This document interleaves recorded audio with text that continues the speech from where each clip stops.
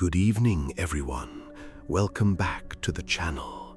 You know, there's something uniquely terrifying about the American landscape at night. Whether it's the endless pitch-black highways of the Southwest or the decaying hallways of old East Coast universities, some places just hold on to the darkness. Tonight, I'm bringing you 3 long-form accounts shared by people who saw things they weren't supposed to see. Dim the lights, lock your doors, and let's dive into the shadows of the United States. Story 1. The Hitchhiker of Route 93, Arizona/Nevada.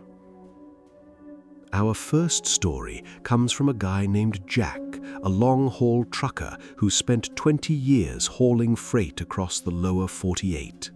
Jack's seen it all: blizzards in Wyoming, desert heat in Texas, but nothing prepared him for a Tuesday night in November 2021.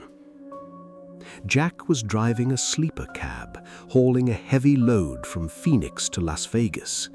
If you've ever driven Route 93 at 2 a.m., it's like driving on the moon. It's just you, your headlights, and miles of jagged rock and cactus. The desert was unusually foggy that night, a thick pea soup mist that rolled off the mountains.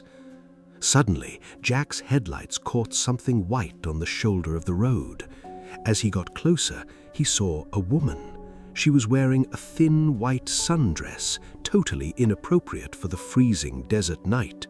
She was standing perfectly still, holding an old-fashioned leather suitcase. Jack, being a good Samaritan, felt a pit in his stomach. He couldn't leave a woman out here to freeze. He slowed the rig down, the air brakes hissing into the silence.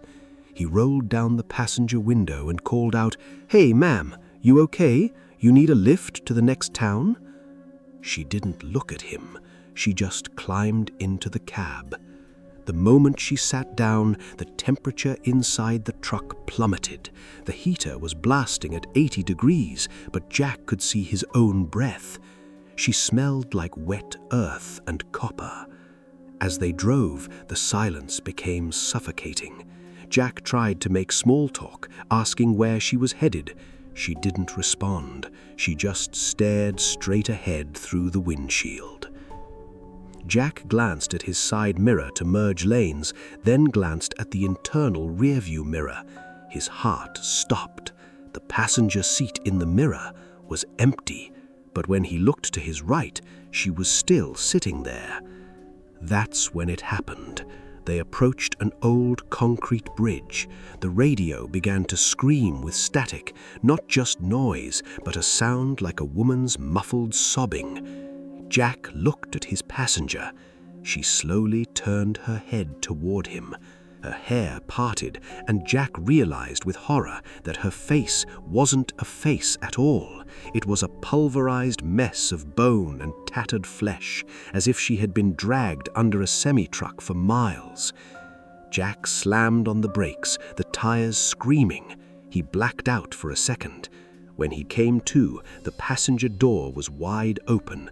The seat was empty, only a damp, dark stain on the fabric. He eventually made it to a truck stop in Kingman. The old-timer behind the counter saw Jack's white face and just nodded. "You saw her near the bridge, didn't you?" the man asked. He told Jack that back in the late 90s, a young woman had been killed in a hit-and-run by a trucker who never stopped. Since then, she hitches a ride every anniversary. Those who don't stop usually end up in the canyon. Jack hasn't driven that route since. Story 2. The Ghosts of the Quad. Our second account takes us to the Midwest, to an old ivy-covered campus in the heart of Chicago. We'll call it North Creek University. Our narrator, Alex, was a sophomore living in Blackwood Hall, a dormitory built in the 1920s with creaky floors and a history of tragedies. The legend of Blackwood Hall involved a student named David. In 2014, David was a shy, brilliant freshman who became the target of a brutal fraternity hazing ritual. One night, the brothers took it too far. They dragged him to the roof of the 5-story hall, intoxicated and terrified. Depending on who you ask, he either jumped or was pushed. The university swept it under the rug, calling it an unfortunate accident. Alex moved into the room directly below the roof access a few years later. The first thing he noticed was the smell, a faint metallic scent of blood that lingered near the vents. Then came the sounds. Every night at 3:15 a.m., he'd hear the sound of something heavy dragging across the floor above him.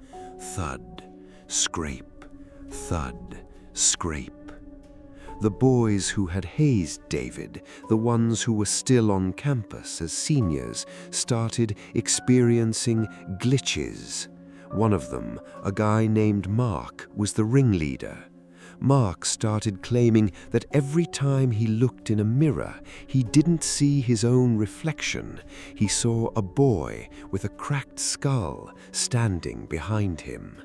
Mark became a recluse, refusing to leave his room, claiming the wet footsteps were following him. One night, the power went out during a massive blizzard. The dorm was pitch black. Alex was sitting in his room when he heard a blood-curdling scream from the hallway. He opened his door and saw a trail of muddy, freezing water leading toward the stairs. At the end of the hall stood a figure, a boy in a soaked hoodie, his head tilted at an impossible broken angle. The next morning, the campus security found Mark's body in the snow behind Blackwood Hall. He had fallen from the exact same spot on the roof where David died. The strangest part? The police found wet, barefoot prints leading away from Mark's body, disappearing into a solid brick wall. Alex moved out that same day. He says that even now, in his new apartment, he sometimes hears a faint dripping sound coming from the ceiling. Story 3. The Lonely Crossing. Final story is perhaps the most disturbing. It comes from Michael, a transport driver for the Orleans Parish Medical Examiner's Office. Michael's job was to transport John and Jane Does from rural areas back to the main morgue in New Orleans. He was used to death, but he wasn't used to what happened in the swamps of Louisiana. It was a humid, stormy night in October. Michael was dispatched to pick up a body found in a remote bayou.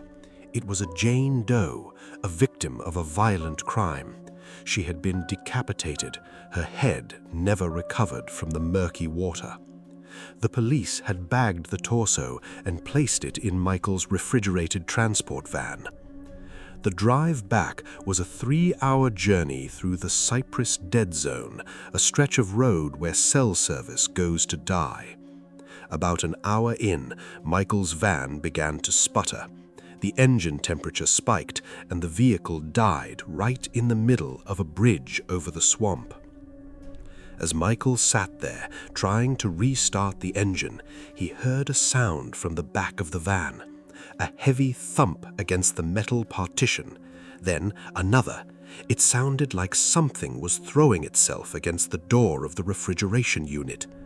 Michael grabbed his flashlight and stepped out into the rain.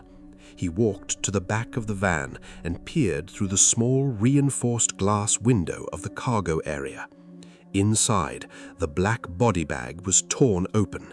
The headless torso was upright, its grey, bloated hands clawing at the walls. Michael froze. Suddenly, he felt a cold, wet sensation on the back of his neck.